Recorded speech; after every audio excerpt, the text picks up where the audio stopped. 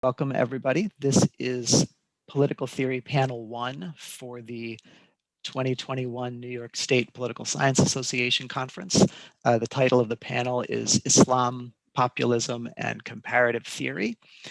The three panelists will each have about 15 minutes to present their papers, and then I'll have some comments.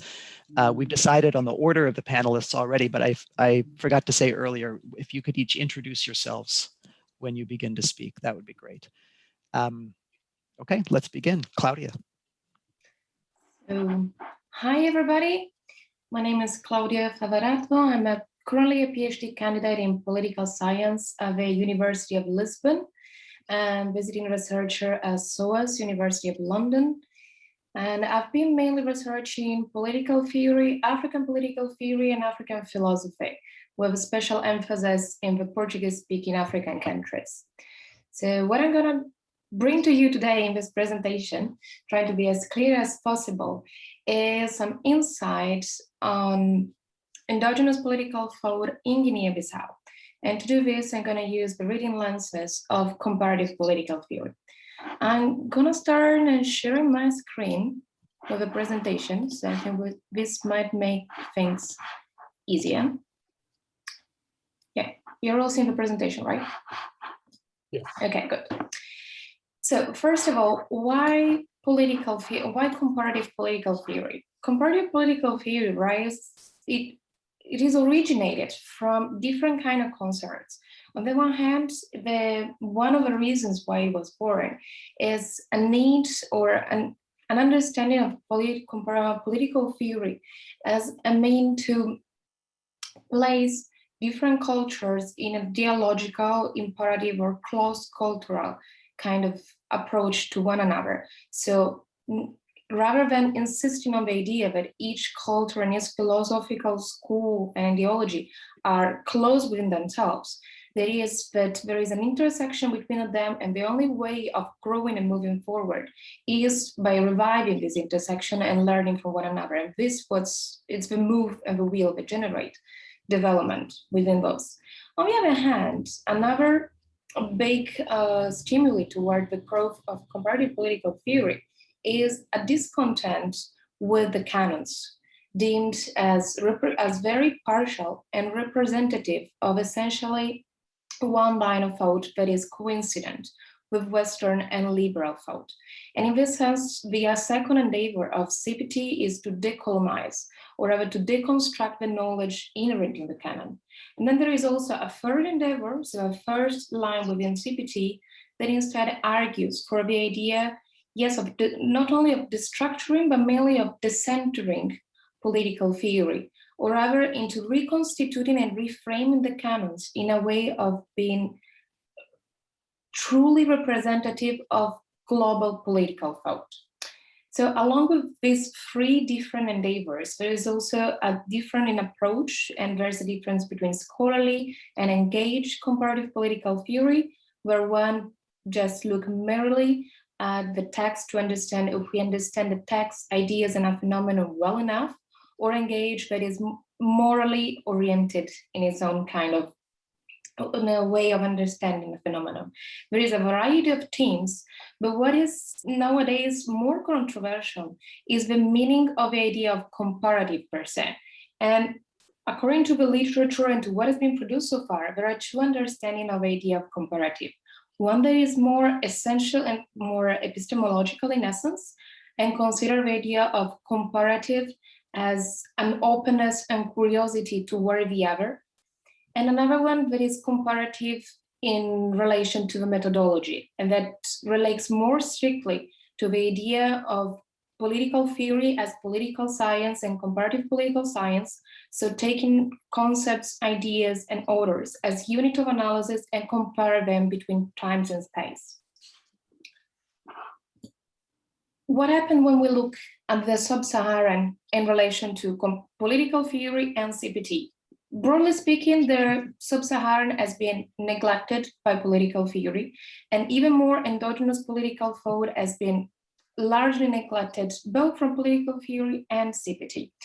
And this, on the one hand, has the side effect, so to say, to reinforce the strength of African philosophy as the one mean to talking about about theories and about epistemology, about knowledge, about anything that relates to what the broad sphere of theory. That, of course, political philosophy and political theory are not synonymous between themselves. And on the other hand, the attention that has been given so far has prioritized big thinkers, established theory, and text that represent the tip of the iceberg of what actually exists, because it is worldwide known that sub-Saharan strongly relates on orality as means of transmission. And this whole idea of normal or unsystematized political thought has been generally neglected in the literature.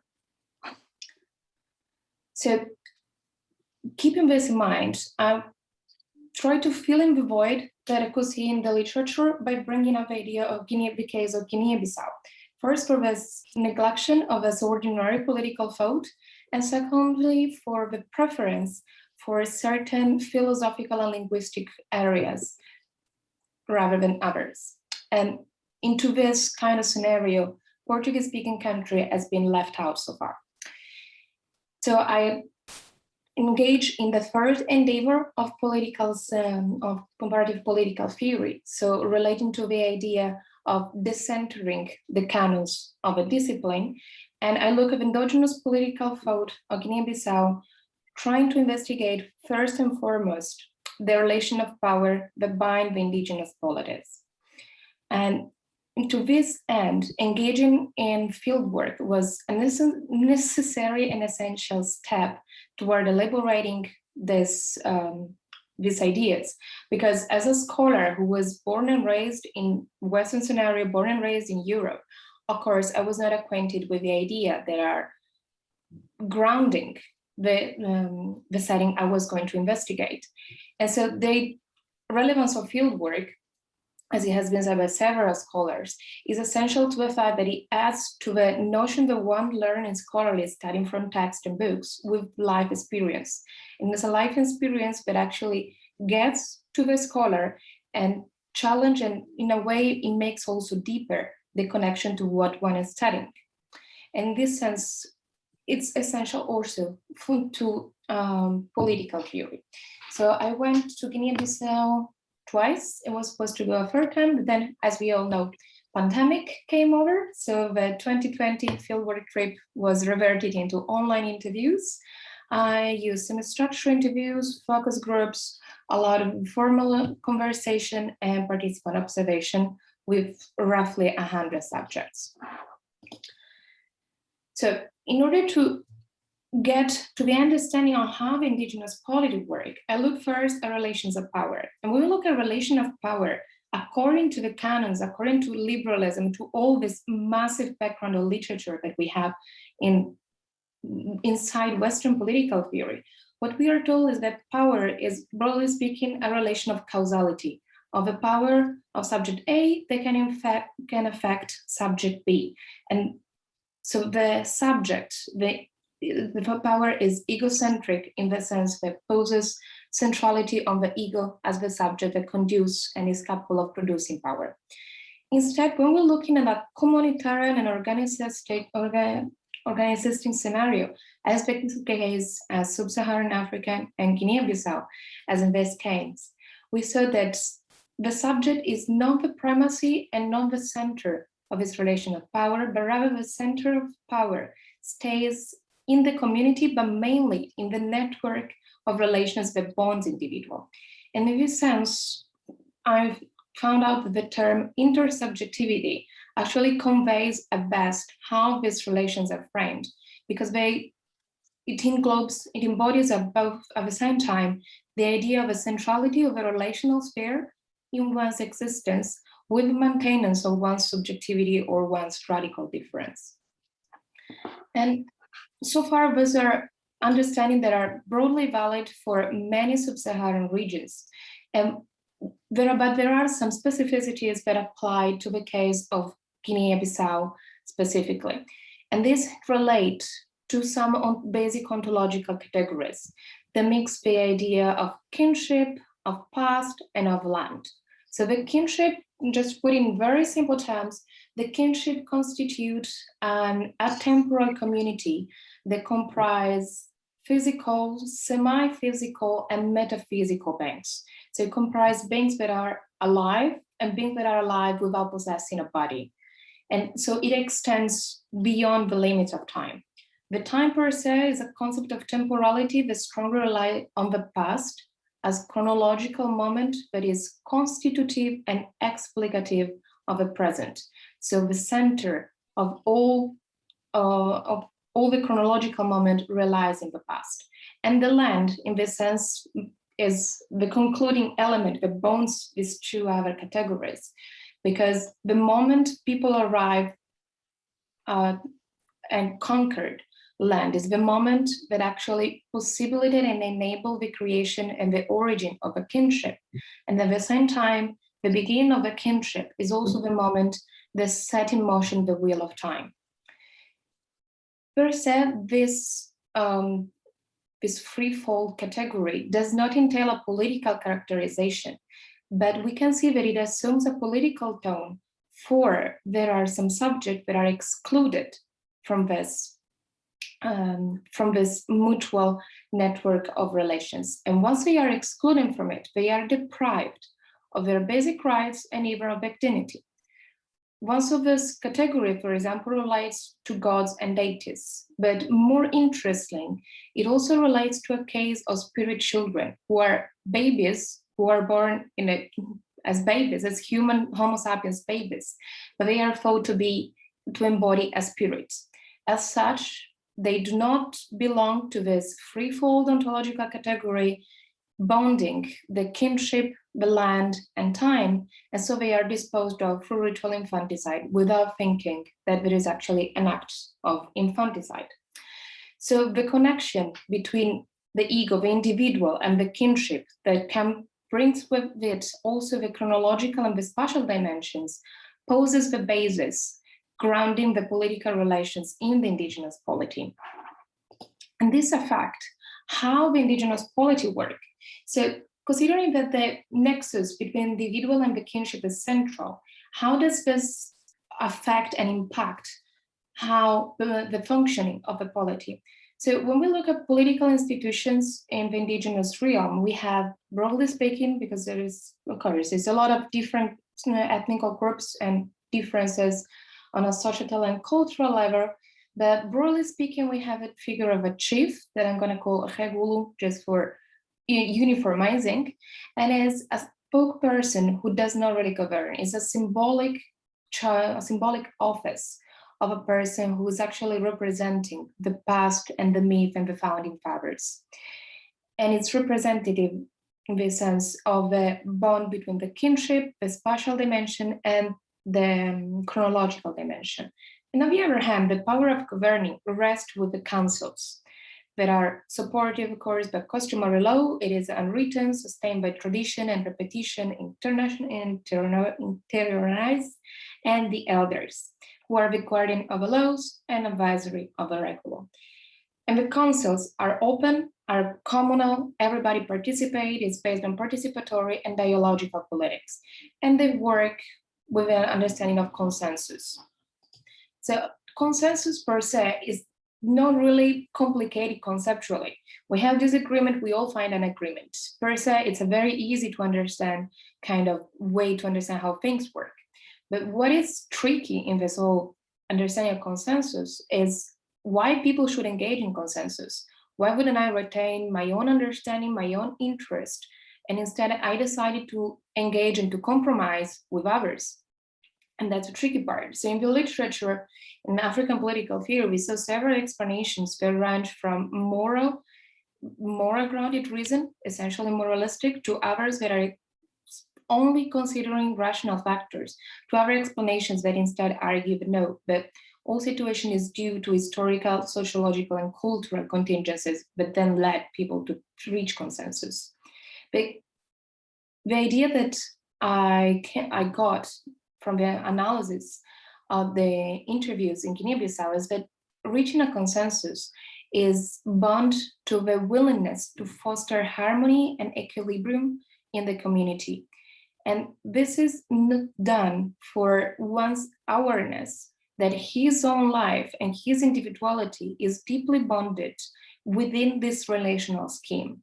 So one does not tend to think to oneself as one, but also tend to consider oneself as one within this relational sphere, as if one is an inter-one related in his own existence with the others. So the awareness of one's own bond to the relational sphere connected to the kinship and to, of course, mutually others' connection in this foster a willingness to compromise and to cooperate for the sake of strengthening union and peace within the community. And so to conclude, just brief final remarks. The usefulness of comparative political theory is not merely, does not relate merely to non-Western scenario, but also to Western scenarios. Well, first of all, for an idea of trying to reduce the importance of this differentiation between Western and non-Western, North and South, but mostly for its capability of providing a theoretical engineering apparatus to answer political questions of modernity. It's an aid into answering or have been providing a renewed frame to shed light on questions in African states, African governance, and African democracy. And also it provides the instruments that we might need to investigate more deeply into the intermingling of the exogenous and the endogenous in Africa today, as well as elsewhere. And that's it from my side. Thank you very much. Thank you, Claudia. Hussein. Hi, my name is Hussein Faraj. I am an assistant professor at Bronx Community College in the Department of Social Sciences. I will be presenting a paper today titled The Resilience of Political Islam in the Face of Post-Islamism.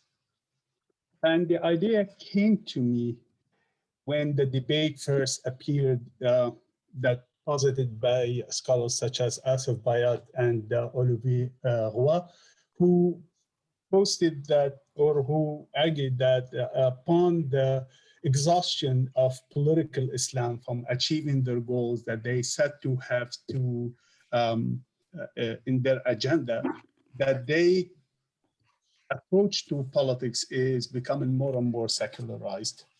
I don't have a problem with post-Islamism per se, or I don't have a problem with the exhaustion part of it that they positing. What I have a problem with is the conceptualization of what is political Islam. And this is why in the abstract I said there is a resilience of political Islam. It's due to its non-monolithic character. And this is precisely what I would be looking at. I'm looking at the concept of sovereignty and the concept of sovereignty of the nation state, you know, the sovereignty that came with modernity, sovereignty of the human subject, sovereignty of that is embedded in human rights, of the dignity of human beings, and so on and so forth. So that precisely when it started at the Arab Spring, what is the Arab Spring in 2011, the revolutions that they were not led by particular political group that led to the toppling of the dictatorships of Ben Ali in Tunisia, Mubarak of Egypt, Gaddafi of Libya, those old archaic regimes, Abdullah Saleh of Yemen, those regimes toppled very quickly. And as soon as the transition took place for a democratic writing or trying to frame a constitution to go forward with the democratic principles that respect human rights and the principles of democracy, once elections took place, Islamic political parties were able to succeed right away. They succeeded in Egypt, they succeeded in Tunisia. In Yemen, it's a different situation, but in a way, the Brotherhood in Yemen was able to have a say in the political process after Abdullah Saleh. Of course, counter-revolutionaries, archaic regimes, especially those of the Gulf, have been pushing as soon as they felt the threat that is coming, the wave that is coming from North Africa is going to crash, started with Yemen and then with Syria, they started with a process of counter-revolution.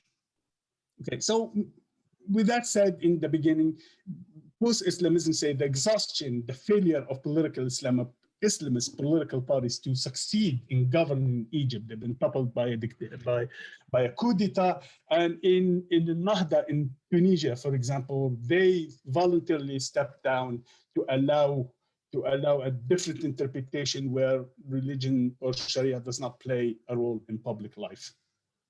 And in that sense, when we're looking at what is consensus around the definition of political Islam, we'll find that those political parties that adhere to injunctions in the Quran and the Sunnah or the Hadith, the saying of the Prophet and the Hadith, and they hold themselves accountable and they frame their agenda accordingly.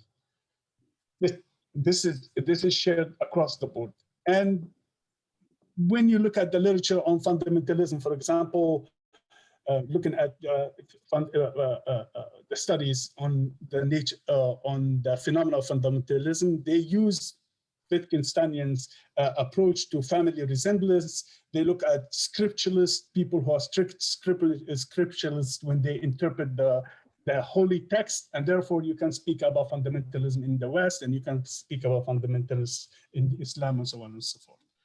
But political Islam, and they say those people who disagree with this and see that there is a particularity when it comes to Islam. Now,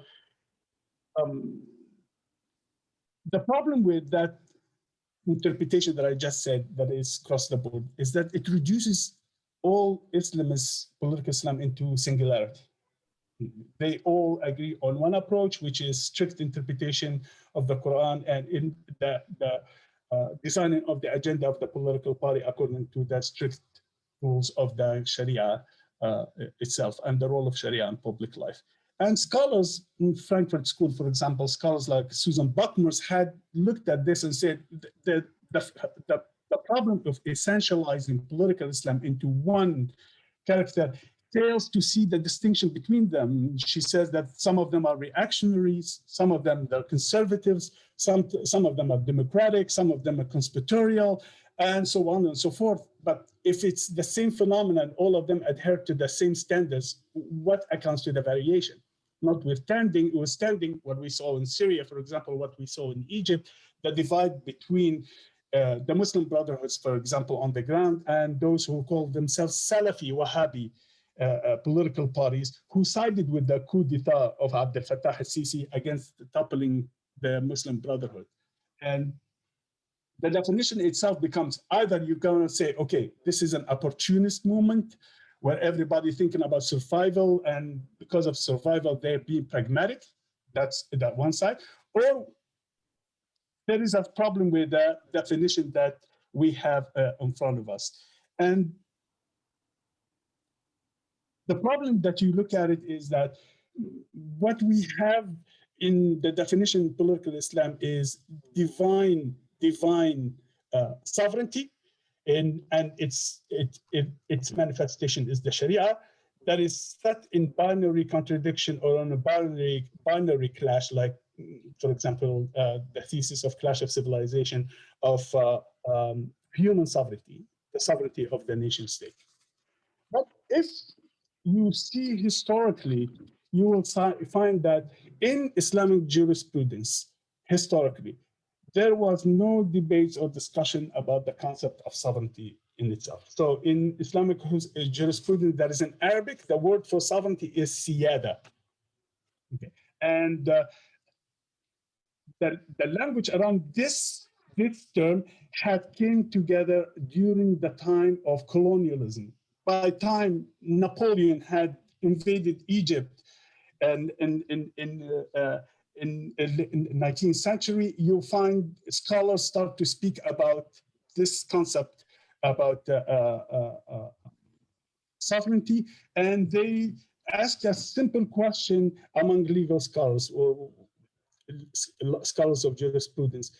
What is the relationship in terms of sovereignty as a definition? Final authority, in the term in finality, in terms of in its sitting at the apex of the legal system in relation to divine sovereignty or sovereignty of God in Islam. So I'm not arguing, I'm not saying that legal scholars say that there is no sovereignty of God in Islam, but the problem is the question of sovereignty was not in jurisprudence until colonialism and the arrival of the nation state into the Islamic Arabic speaking world. Accordingly, there are three scholars, while all of them agree that finality, divine sovereignty is above the sovereignty of the nation state, there are three different views, at least, that you have that I was able to narrow down on them. And it differentiates Islamists and political Islams if you understand the conceptualization of what they mean by divine sovereignty. So the first view, and it is posited by a legal scholar, his name Mohammed Ghazali Sa'a, and he is one of the prominent scholars who is very close to the Muslim Brotherhood, who said, while divine sovereignty is indisputable, sovereignty belongs to the Ummah, which is the, in Arabic term or in legal term, Arabic term, is that the community, the Muslim community. Since there is no compulsion, it's clear verse in the Quran, there is no compulsion in religion. You cannot compel somebody to obey the Sharia if they did not decide in the Sharia. And he cites other hadiths or saying of the Prophet, which are the foundation of the legal opinion that scholars, when they come to debate, they back up the claims that they're making. And there is a hadith that says, my community, the Prophet said, my community will not unified on an error. Meaning, where there is a consensus that there is no error. So if Muslims have adopted, community Muslims adopted the sovereignty of the nation state, and there were a consensus among them, probably this is no violation of the divine sovereignty, because it is actually as an outcome of divine sovereignty. The second legal opinion says the following, that there are clear injunctions in the Quran, the clear injunction in the Sunnah, and the clear injunction in the jurisprudence where there is historical consensus around that Muslim scholars, legal scholars have agreed upon. Those are clear, and there is no definition among them.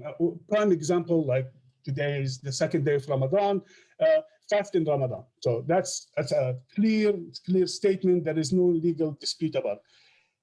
In this area, in this type of areas, divine sovereignty prevails. Where there is no clear injunctions in the Quran and the Sunnah about the subject at hand, then it is up to the community to decide what is good for the community, and therefore it does not violate divine sovereignty. And as we know, one of the most important things that there is nothing in the Quran nor in the Sunnah talks about, oh, you Muslims go and construct your state.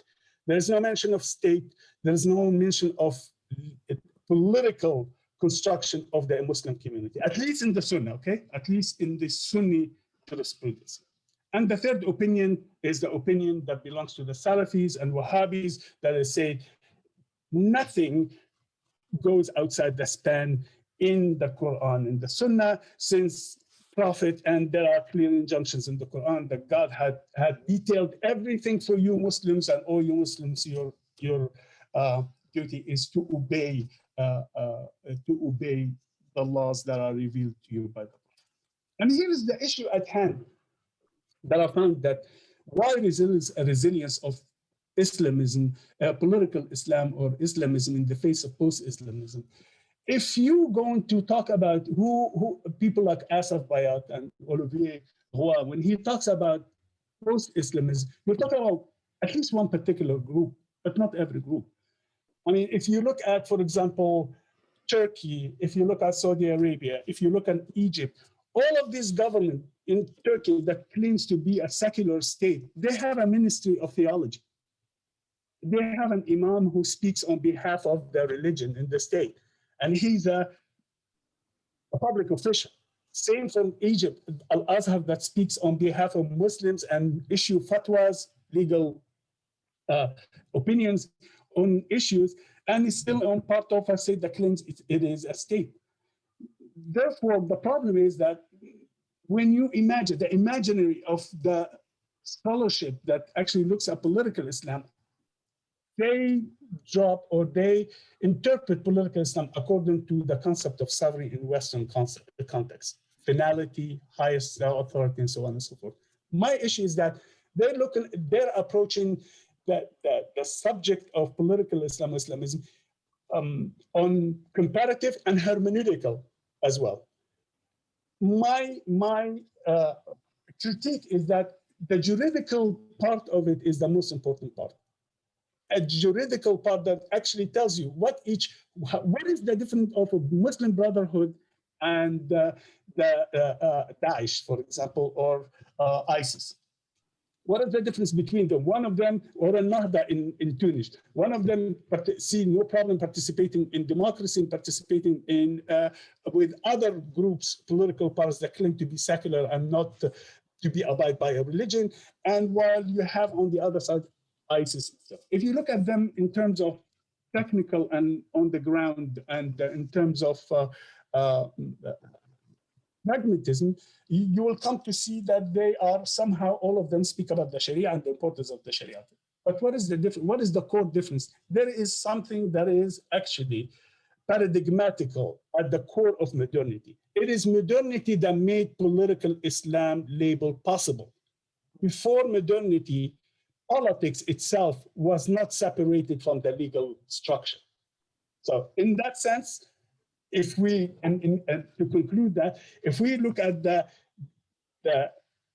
different interpretation of what is the relationship of the sovereignty of human sovereignty, of the sovereignty of the nation state in relation of divine sovereignty, all these injunctions in the Quran that speak about, and the Sunnah speak about the divine sovereignty and manifested in the Sharia, we look at that there is no one legal interpretation. There are at least three.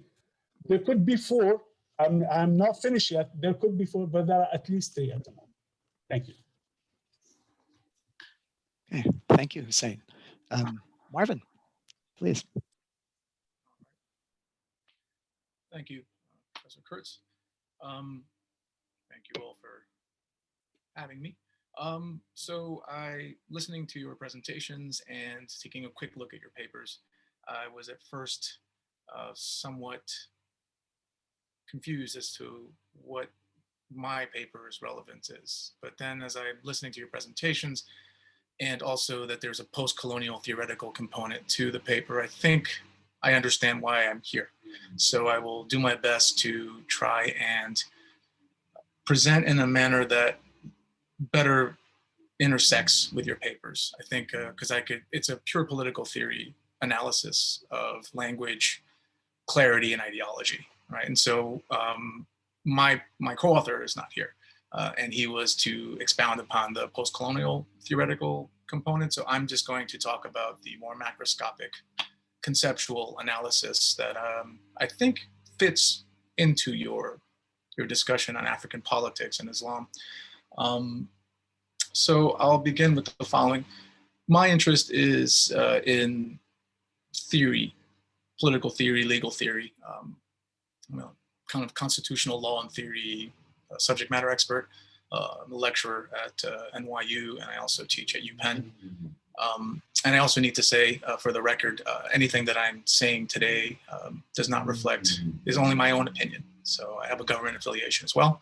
And so anything that I'm talking about today is strictly personal and academic in nature. So listening to your presentations, I found that the relevance for me and my subject matter is, so I'll begin with the macroscopic concept, which is communication, right? In order for human beings to convert and express the internal and put it into the external for shared consumption, for shared understanding, to create knowledge, you must communicate. And we tend to communicate as human beings through the medium of language, text, spoken word, visual art, music, So language for me is very broad. It encompasses any mechanism or method that human beings utilize in order to express and to, again, effectuate the internal and external to create a bridge between the two. And so communication from the perspective of the paper is analyzing communication as a mechanism of power. And power, again, is kind of this abstract notion that is very hard to define, but we all seem to understand what it entails. It reminds me of, I believe, Justice Stewart of the United States Supreme Court in the obscenity case, when he was asked, what is pornography? He said, I don't know, but I understand it and when I see it, right? So that kind of informs this analysis, right? So it's terms of engagement, it's very difficult for me to define what is power, what is, ideology, let's say. These are all subject to a variety of intersubjective interpretation, but I'll do my best to create, in this paper, I'm trying to create a framework where different scholars can begin to approach the question of communication, right? Religious, political, artistic, legal. And so for the approach of the paper was to analyze communication as a medium of the way that communication is best effectuated is through clarity, right? Clarity of communication, clarity of thought, clarity of terms, clarity of frameworks. We, in any context as humans, we seem to crave clarity and have an ability to put forth clarification as a kind of the lodestar of communication, right? Because if you effectuate clarity, then you're able to create knowledge that is readily accessible to a multitude of people. You're able to establish a base of knowledge that is functional because there's a shared understanding of what knowledge is constituted of. And therefore you create very effective rules of engagement, effective rules of formation, effective rules that govern how individual subjects will interact and communicate, both at the interpersonal level, at the communal level, at the societal level. But in disaggregating communication and clarification and exploring kind of the politics of communication, the analysis seeks to kind of unearth the power dynamics, both explicit and implicit. And what I mean by that is that clarification is impacted by ideology, right? So ideology is conceptualized both as a form of communication, but also as an independent state of affairs that impacts communication. So ideology is a lens that human beings are unable to extract themselves from, right? Whether it is east, west, north, south, developing, undeveloped, developed world, all of these classifications have an ideological component or an ideological basis. And that applies to politics, to law, to religion, to basically any form of classifications that humans manufacture in order for them to make sense of both self, other, and world, is a form of ideological communication, even if it's not explicitly articulated as such. And it doesn't necessarily pejorative or negative, right? That something is ideologically grounded, but it does have very specific effects on the politics and of the power dynamics of particular forms of communication, right? Those that charge themselves or task themselves with representing what text means. Those that, like the Supreme Court of the United States, has arrogated to itself the power of judicial review and supremacy. What it means is only those 9 justices have the power to authoritatively interpret the sacred text, which is the Constitution of the United States, right? It's kind of a secular sacred text. And so that for me, whether it's, and again, I can only speak comfortably about law, but I think it also applies across the spectrum to different types of human organization as far as society and politics and law, right? And I think that whether, again, it's religious, whether it's grounded in economic or in a kind of socio-cultural understanding, explanation of reality, there is this ideological dimension that either explicitly or implicitly informs the communicative enterprise. So ideology, exploring it in the paper as an exercise of power, how does that occur? Because ideology, in essence, contributes to the manufacture of knowledge. Knowledge then is a precursor to truth. Truth is thus a regime of truth, as Foucault would say, or a truth regime, is what subjects draw upon in order to, again, even have a sense of self, what constitutes the other, and what constitutes the world in which the self functions. So that for me is the power dynamic that I wanted to explore in this paper, or begin a long analysis in this paper, and language as the means by which, language broadly defined, language as the means by which the communicative enterprise is effectuated, and ideology as this factor, variable state of affairs that directly informs and impacts the ability for humans to communicate in a clear manner. And so examples, this is very, it's abstract, but kind of examples are individuals, groups will engage in violent conflict over disagreement on what terms mean, right? So there's no, either there's clarity from one group's perspective of what a term means, democracy, patriotism. However, those very same terms could be, through the lens of ideological, sociocultural, et cetera, analysis, a patriot, and I think we've heard this since, especially since 9/11, right? A patriot for one worldview can be viewed as a terrorist in another worldview, right? This is a very kind of a tired example, but that I think is a dynamic that applies in other dimensions of our political organization, our legal organization, right?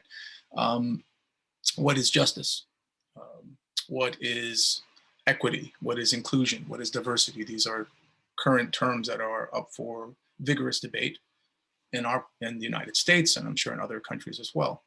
So that's the very, very broad and very abridged explanation of what my analysis was comprised of in this paper.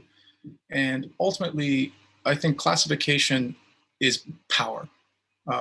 Whether it's Adam naming things in the Bible and giving them an essence, an essentialness of what they are, those things, or whether it's the courts, the federal courts in the United States, telling us what the Constitution means, right? Those acts, those interpretive acts are acts of power. So I think that that's the relevance and the timeliness of the analysis for our present state of both domestic and global politics, which is a crisis of legitimacy as far as a shared understanding of what key ordering terms mean, and the ideological underpinnings of those terms are being brought to the fore. And so students are very confused during the January 6th riots at the Capitol here in the United States. But I asked them to consider the fact that those were Americans, right? And in other words, those were quote unquote fellow Americans who were engaging in acts that were seen as anathema, as as unpatriotic, et cetera. But rather than just simply dismiss what you see as being not comporting with your own ideological perspectives or worldview, to make an attempt to understand that diversification of interpretation of what terms mean, right? So, and that, again, it's difficult for me to kind of say this in a kind of a streamlined, organized way, but this is where my thought has been meandering, which is the power of ideology as an ideational variable that directly impacts the ability for actors to communicate truth through knowledge. Knowledge, broadly defined, creates the ability for subjects to process data, sensory data, to assign meaning, to place it within a larger framework of what is purpose. And therefore, those that control, let's say, the gatekeepers to meaning through analysis, through interpretation of texts, through the ability to, in essence, have a control over reality principles, how actuality is converted into reality. These things, whether it's kind of the Platonic or the Adamic notions of naming things and giving them essence, or the postmodern perspective that there is no meaning because meaning is subjective, relative, intersubjective, and therefore chaotic, you can still on that spectrum begin to analyze ideology from either end. And so I think what it does is it facilitates understanding. So we're able to understand difference, we're able to understand diversity of thought, diversity of interpretation. And the hope is, and tying it into the post-colonial theory, which I'm less, I think, qualified to expound upon, but I would say that bringing out difference in order to then, I think the quote from Claudia's presentation, to familiarize, right, the estranged, and to bring difference to the fore in a way that perhaps can be more constructively addressed and engaged as opposed to violence. But I think the key factor that's missing in a lot of mainstream thought and analysis and discussion is this powerful ideational kind of component of knowledge, which is ideology. So ideology affects clarity, and I think clarity is not so obvious as to what it means, right? It's not simply just being able to communicate what you're trying to say. I think that there's so much more happening there, which is what you're communicating is something that has been given to you from an external source. We've been socialized, right, into a particular political modality, a particular economic system, a particular religious orientation, a particular ethical understanding of behavior. All of that is compacted into a process by which is tinctured with ideology.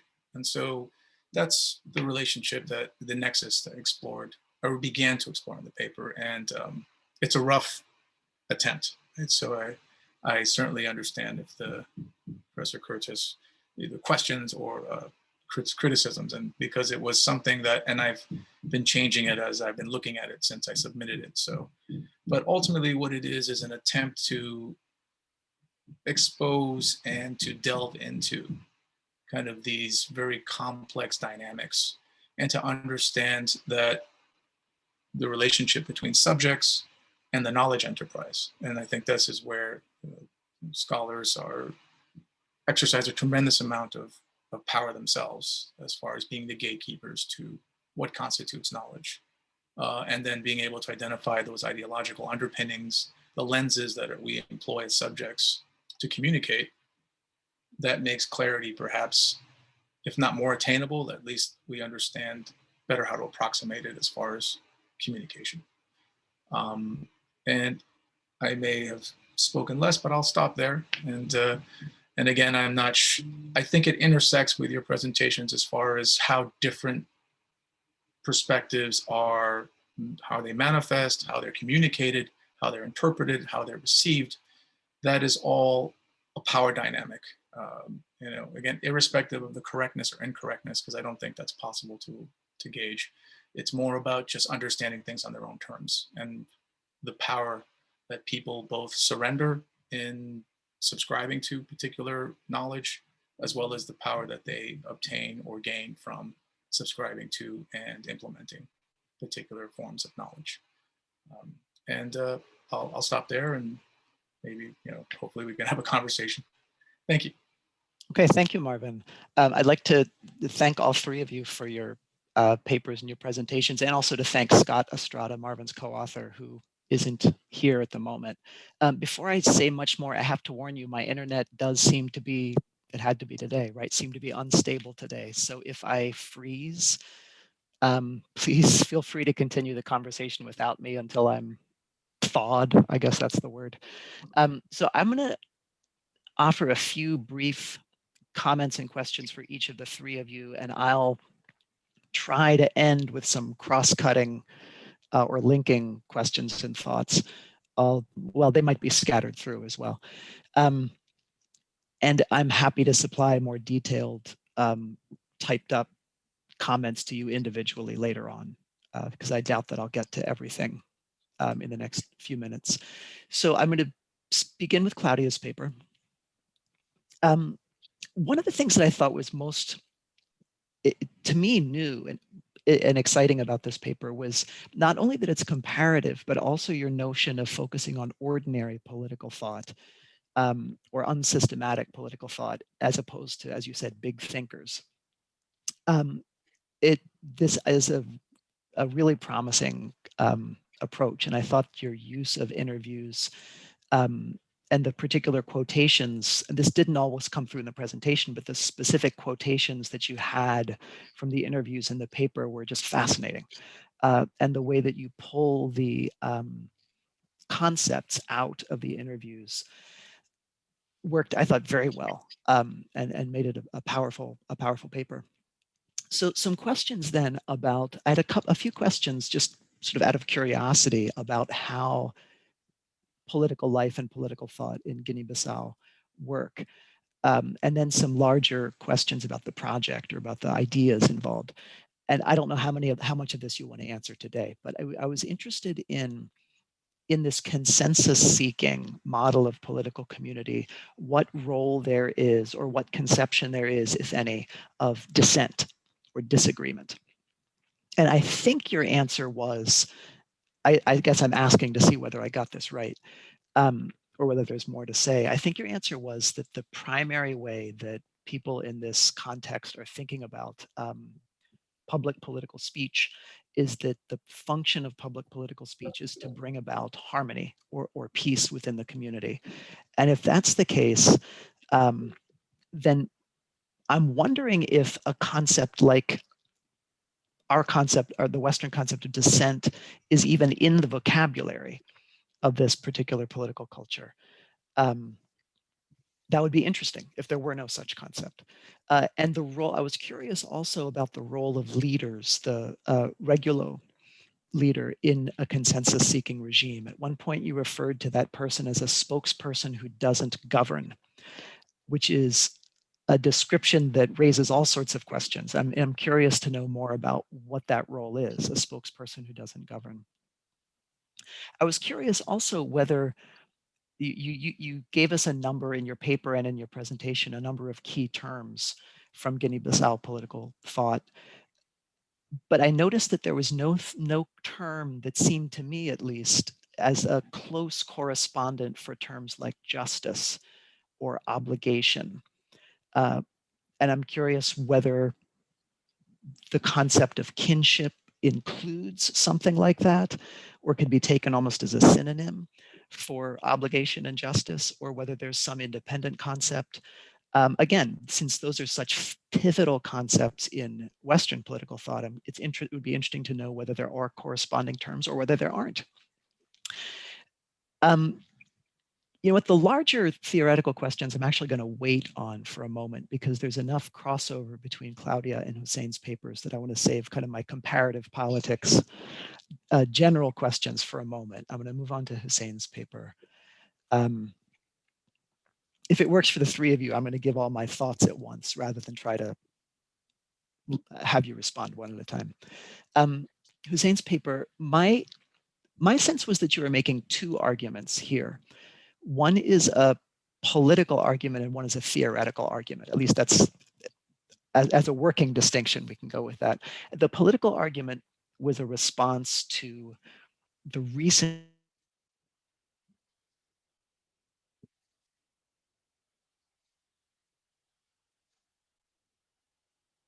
to the idea that political Islam is over. And then there's the larger theoretical argument about the vocabularies and concepts of political Islam. And so I'm curious about what you mean by political success. You said that there's a question about whether movements and parties of political Islam have succeeded. And I think by success, you simply meant, did they hold on to power or hold on to office?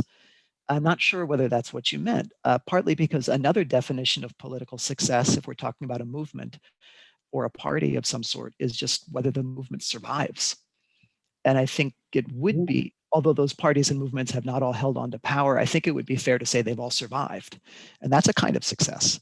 So that's one question about your political argument, your political analysis of the post-Arab Spring situation. I think your argument then, your larger argument, if I understood you correctly, is that it doesn't make sense to say that political Islam has ceased because political Islam is not a single model of politics, but sort of a range of possibilities or field of possibilities that arises from a certain vocabulary and a certain tradition of thought. I mean, so if you begin with the concepts of Ummah and Sharia,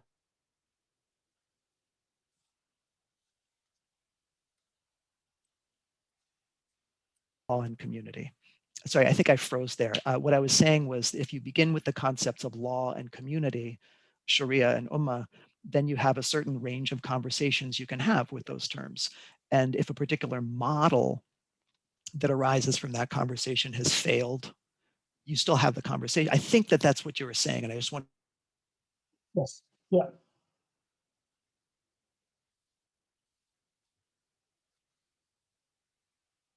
Convincing argument. So the next question then, and this is where I'm going to start to shift into maybe the larger comparative politics set of questions, is what we learn, we meaning people in the context of American academic political theory, what we learn from reading your account of that range of possibilities that arise within political Islam. Certainly this is different than the conversation you have if you begin with the concept of the sovereign nation state. I think that was one of your main arguments, and I'm convinced by that. But it seemed to me, Hussein, that you were also seem to be doing some work in your paper to show your readers that the range of possible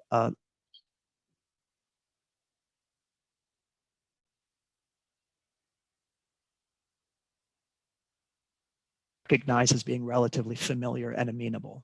Elected governments are possible.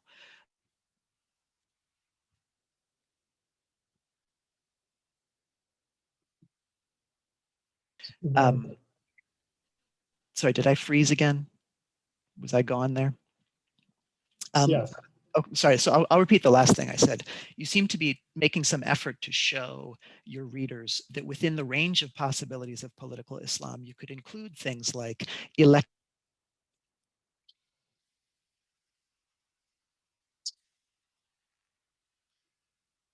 Americans would call democracy, but argued for in different terms and understood in different terms.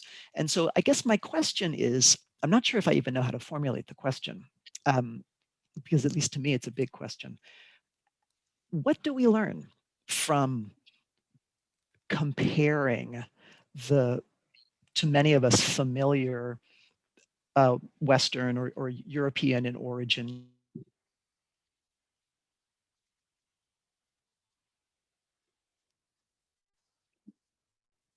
range of possibilities in that conversation and the range of possibilities that you have when you begin with concepts like Sharia and Ummah? Did I freeze again? I think I may have frozen. No. So did you hear my question, or was my internet? Yeah. Okay. Yeah. So, and the relationship then, the reason that I see this is linked to the questions I have.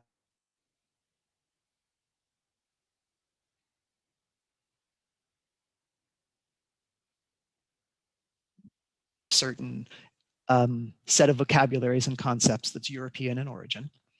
And when we read about or hear about political Islam or the political thought of Guinea-Bissau, we're making comparisons already. And in both cases, whenever we have that kind of comparative context, we are thinking about vocabularies and conceptual frameworks that give rise to different possible conversations, different possible ranges of possibilities. And I'm curious about what you think the interesting differences are between the, or interesting similarities between the range of possibilities in the, Claudia and Hussein both, in the political context that you presented on, and the range of possibilities we get with European origin political thought. One thing that struck me in both of your papers is that you make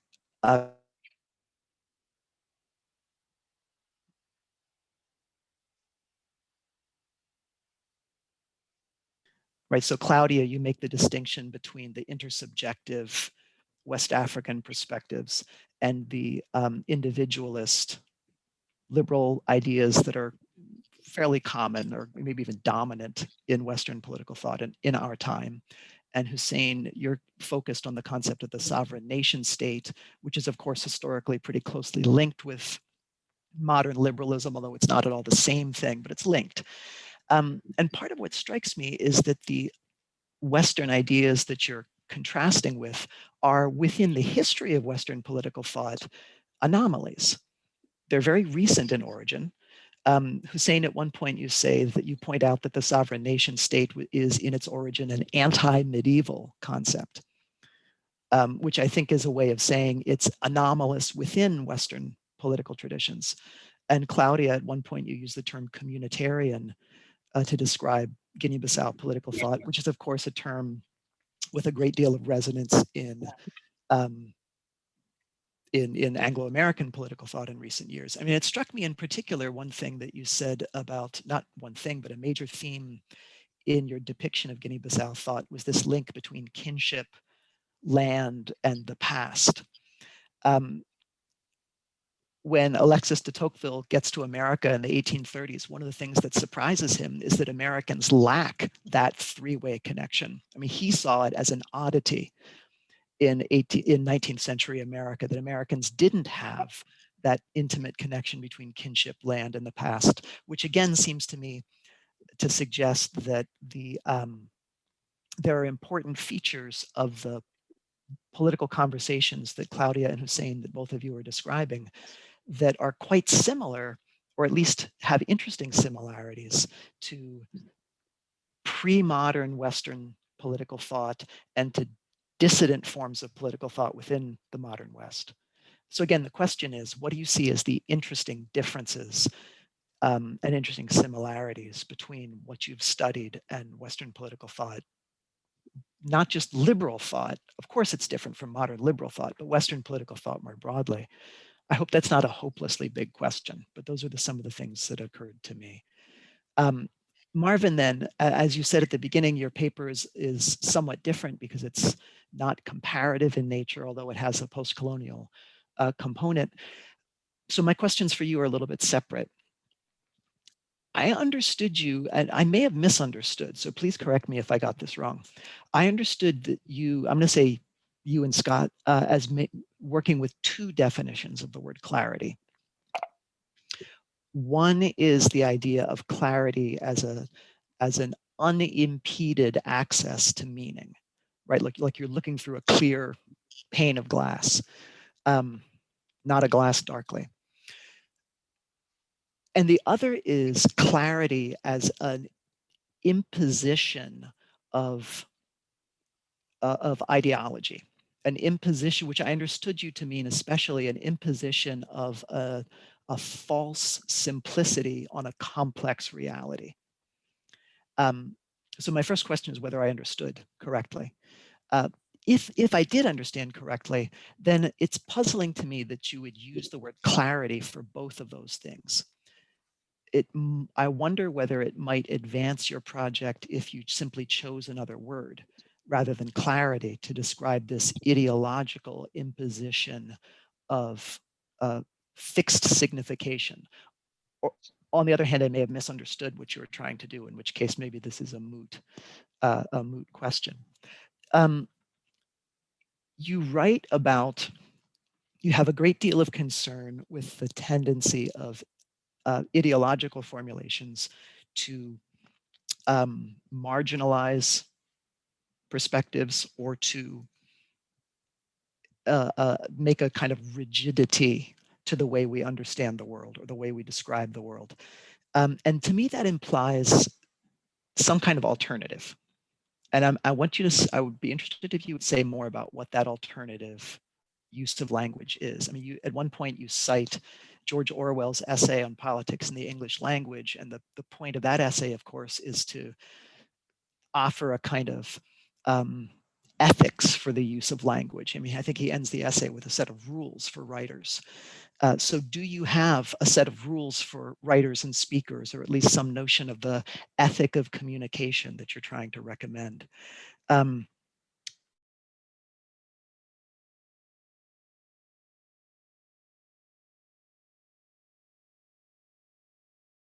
As well. Claudia talked about studying unsystematic political theory or political thought in a way that you didn't use this term, Claudia, but I'm going to insert it here. I think it fits. Studying unsystematic or ordinary political thought in a way that systematizes it, that turns it into a system of thought. Is that, Marvin, do you see danger in that? Is that an effort to achieve clarity, or is it an imposition of fixed signification? Similarly with Hussein, in trying to name the range of possible political models that could arise within political Islam, given its key terms and its key reference points, is a project like that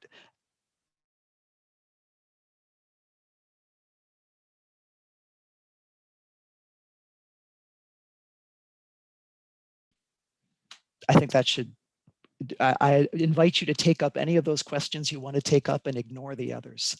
But those are some thoughts that I wanted to share. And we have, what time do we have?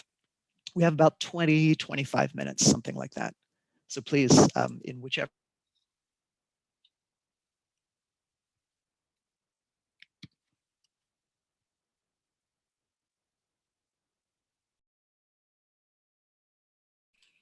Sorry, I don't know how much of my last comments were frozen, but please respond to whatever you'd like to and ignore whatever you want to ignore. We've got about 20 minutes, 20 and a bit left.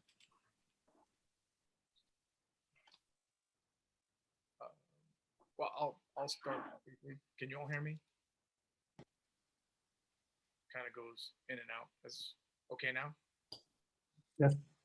Well, thank you, Professor. I appreciate your questions. I'm just trying to take down what you said as far as like improving. So I'll definitely think that the ethical dimension needs to be explicitly articulated, and also the rules, as you said, are there a set of rules?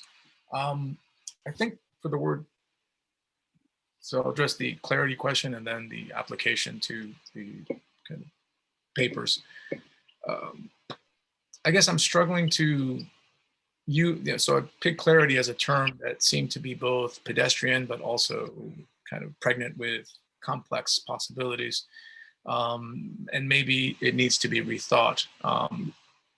And maybe clarity is part of the power dynamic, but it is what you said. It is really, I think there is a pitfall or a possible challenge or issue when we do attempt to fix meaning, right? And I know that that tends to be a very human trait, right? Because we desire to create order, whatever mechanisms we use.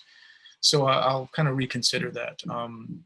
And I think every project is subject to the danger, as you said. I think if you make a concerted effort to formalize and systematize, and I understand this is a tension we all deal with, right? But I guess it's not so much about being able to avoid reductionism or simplification that allows us to make sense of the world. But I think as long as it's something that is at the forefront of thought and explicitly articulated, then it perhaps lends some type of, we fall less into the rigid ideological dogmas that the 20th century in particular has demonstrated to us, kind of what are the logical extremes of fixing signification, right? Whereas whether it's rabid individualism, rabid kind of anti-individualism, whether it's, again, we have the obvious examples of the Stalinist state or the Nazi state, or even other regimes that have been considered to be, whether it's the Cuban state after the revolution, the Nicaraguan state after 1979, very, some would say profoundly negative effects on kind of the constitution of human societies, as far as violence, death, uncertainty, etc. Coercion, right? People tend to be coerced into abiding by a party line, a religious line, a political line, right? I think just to be aware of the possibility that we can quite easily slip into the rigid dogma of ideological signification would be maybe something I need to articulate clearly. And no, I don't think that, I think every human endeavor to systematize has that imminent within it, this possibility, potential, but it doesn't mean that A, prevents us from engaging in a knowledge enterprise, but B, also I think just being aware and sensitive to, if we take inclusion and diversity seriously, then it's not necessarily about, tolerance, let's say, but it's more about embracing and being able to appreciate, but also honestly deal with differences of opinion when it comes to what is correct, what is true, what is right, what is good, what is just.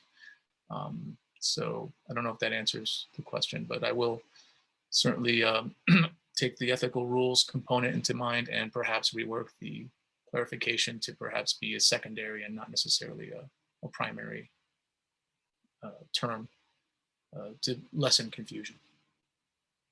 Does that make sense as far as just the answer to the... Yeah, I think it does. I think you answered the question. Yeah. Can I follow up with a question, Marvin, please? Sure. Yeah. First, I think it's a great job.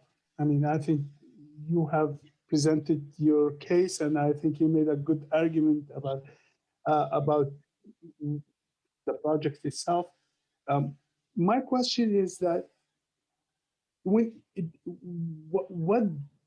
benefit or what gains your paper gets from using the term ideology? It seems to me that when you're speaking about ideology, that there has to be a standpoint for a judgment of something is ideological or not ideological.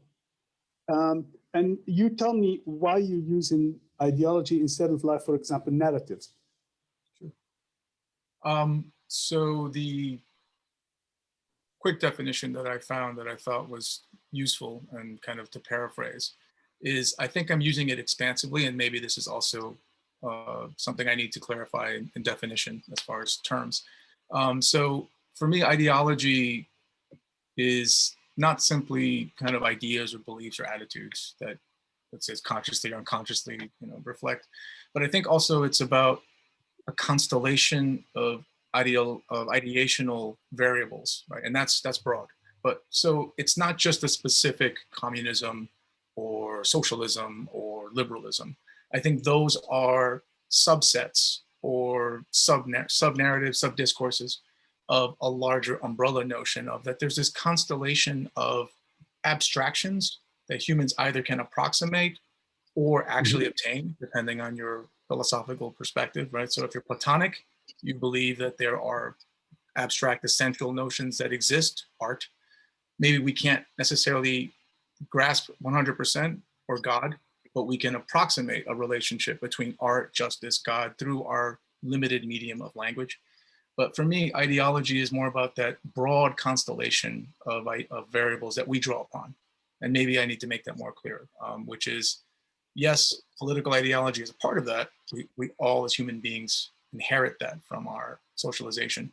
But there's so much more that's happening, in my opinion, through using the term ideology, which is not just a system of beliefs, but it's also, the constellation of ideational variables is the very stuff that you use to even make sense of I, we, me, us, communal, non-communal.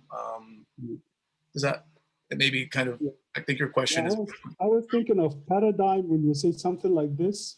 I mean, this is one of the things that, words themselves, they start to have a certain definition to a particular paradigm. You're absolutely correct. Thank you. Thank you, Hussein. So let me write that down.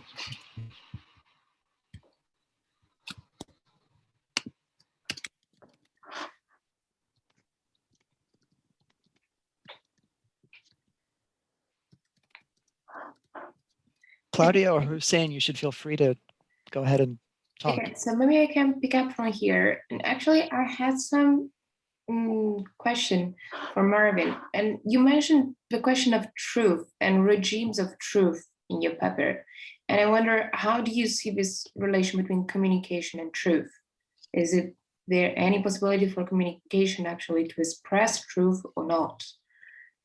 If any, that's a very relative also kind of question. And going back to what Godfrey was asking, well, there are a lot of similarities and difference, both in a matter of how things are termed and how they are expressed with words, and in a way of what they mean. And one of the interesting differences that I stumbled on while I was doing this research is on the understanding of stability. And on the one hand, stability is seen as the opposite of the state in Guinea-Bissau, because the state has been highly unstable in a constant situation of turmoil almost since it reached independence in 1974. But interestingly, the idea of instability is also very deeply related to the idea of elections. So elections came to get associated with the idea of keep challenging and questioning who holds power and authority. And this challenged the whole idea of stability and creates a fight for power inside the state. On the other hand, the indigenous polity that keeps coexisting along with the state and is understood as a sense of local or regional power is deemed in a way anti-democratic, because power title of regul, for example, is inherited, but at the same time is deemed representative and stable. And this is taken as a contraposition in terms, and people have looked at it as very ambivalent situation, but it's very interesting to see how this is conceptualized and form up the idea of community and politics. And this also impacts on the whole idea of opposition inside the indigenous community. So indigenous polity, that per se dissensus stays as the basis from which to seek consensus, because there would be no need to get to a situation of consensus if previous dissensus didn't exist. So it is deemed as necessary, and for this reason I was talking about intersubjective relations and the maintenance of one's interest for individuality, a radical difference in essence per se, so one's own capacity to self-reflect on things. But at the same time, this seems to disappear once consensus is reached. And consensus does not seem to include any possibility for opposition. The idea of the idea of disagreement that stays later after a decision is reached seems to be non-existent, and it never came up in the interviews. All my informants excluded it outright when I was talking to them, and they just took the idea of a final consensus as a way that is the best way of promoting life in the community and life for everybody. So the idea I associate also with a sort of a higher or more oriented kind of goal, and this crashes the whole idea of existence of dissensus and disagreement once a common decision is reached. And the chief in all this scenario becomes a symbolic entity that is the spokesperson of the decisions they are taken. And in this sense, he is the one who also embodies the figure, not of justice as a justice system, but it embodies the idea of obligation, is the one who makes sure that oversees the rules that are expected. So whenever people refer to a rule, for example, to a norm that has been established, they say, oh, but my chief told me not to do this, or told us not to do that, or not to go there. So he becomes a symbolic authority that just represents this whole system, along with embodying this connection to past and land and the kinship. And well, I would go on to the last question, but I think that it's very broad to say what are the interesting differences and similarities between West and non-West. And maybe too broad, I admit. It's rather broad, but indeed, it is interesting to see and investigate further into what get us there, and indeed into understanding if there is, how much of a commonality there is beyond all this, beyond different understanding, how much there is that puts this whole idea together, if there is like a common basis from which different ideas originate, and what this common basis is.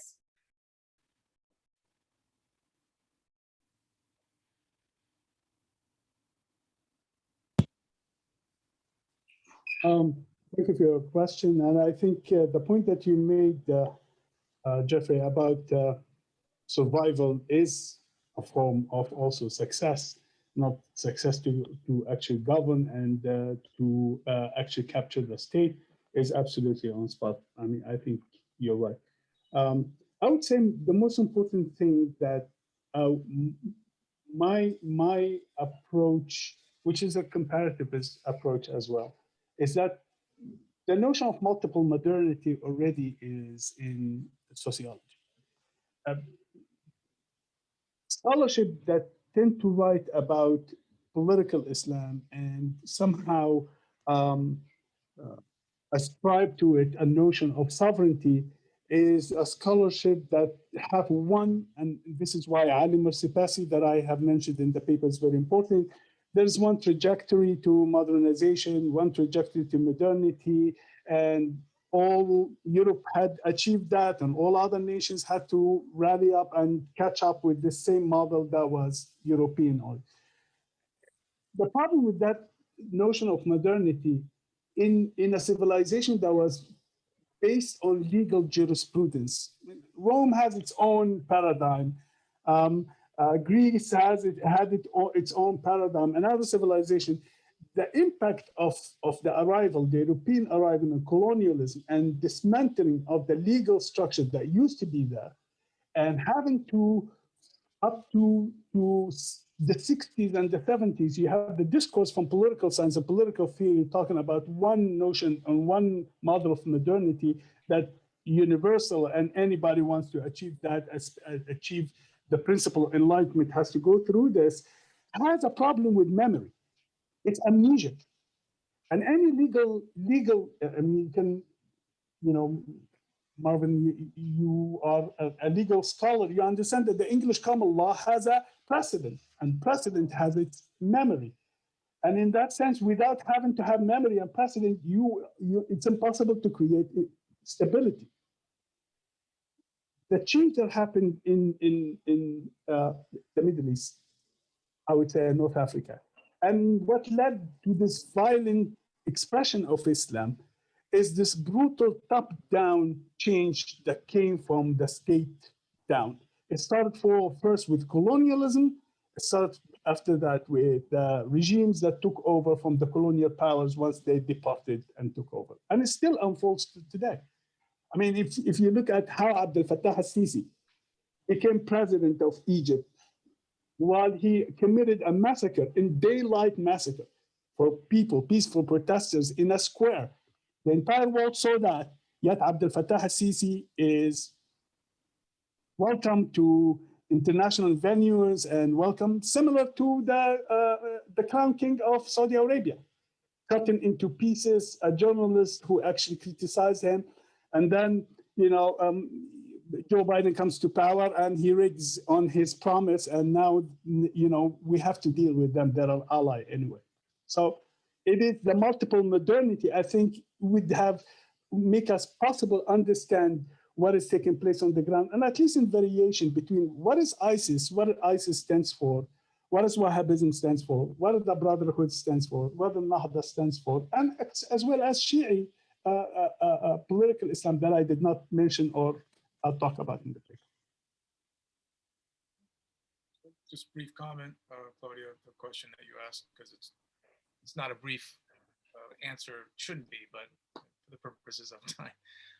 I think the way that I would conceptualize that is, as far as the regimes of truth, or truth regimes, which is a concept that is drawn from Foucault's work, but kind of give it my own spin, which is, so you have knowledge produces, you know, the engine of truth. Truth then becomes the basis of power. Power then kind of reifies knowledge and truth. you can, I distinguish it analytically between an uppercase and a lowercase. So T with an uppercase, truth with an uppercase T signifies an objective, universalizable truth, Platonic in nature. Whereas a lowercase t with an S would be truths. So there are multiple truths. And those truths are not subject to one overarching schema of truth. So in other words, you can have multiplicity of consensus-based paradigms that do not necessarily, are not, so truth is relative, but not in a chaotic sense, but rather that you see multiple truths that capture multiple realities that coexist in the same geopolitical space, the state. And that's where you have the tensions, is when you have disagreements on which truth is the one that should control or dominate, as Hussein said, the top-down version of the state, which truth should be the expression of the entire community that resides within the borders of the state. So I think I would conceptualize it as contestation over which truth with a lowercase t should be, or takes the dominant capital uppercase T truth, right? So what is a Cuban? A Cuban with a capital C, proper noun, would be a certain set of traits, variables, etc. Patriotism, the community matters more than the group, so no individualism, things like that. And I'm simplifying grossly, but my point is that the truth of the American state is different from the truth of the Nicaraguan state post 1979. Right? Very easy examples. Individualism reigns in the United States. Communal notions reign in the global South. Something like that. And then just a quick comment on Hussein's point about the state. I agree. The formal inauguration of the state as we know it was 1648 in the Peace of Westphalia, right? And that was to put an end to centuries of war. So this craving for order and the craving to stamp out multiple truths and to create a single truth regime is the incentive for the state to force, in essence, a singular truth, singular politics, a singular economy. Therefore, you create order out of chaos. There's no more of the contestation, which is, I think, natural to the human condition. So the state is almost an artificial construct. And lastly, especially in Africa, right, just the arbitrary drawing of lines, geopolitical lines that captured people that are very different from each other, that have nothing in common, right? And I know this from anecdotally from my Nigerian colleagues, right? That they, as you said, kinship and tribe is the affiliation, not the state, right? There's no such thing as a real Nigerian, the way we would say American, right? There's, I know, Igbo and other tribal affiliations would be the source of truth. So there, I think, is conflict. Yeah. Yes, indeed. Thanks. It feels like we're just getting started, but we are out of time. And I want to again thank you for the papers were all interesting. Your presentations were all compelling, and this is a fascinating conversation. And I appreciate your work. Thank you very much. Thank you, Jeffrey. Thank you. Everybody. Bye-bye.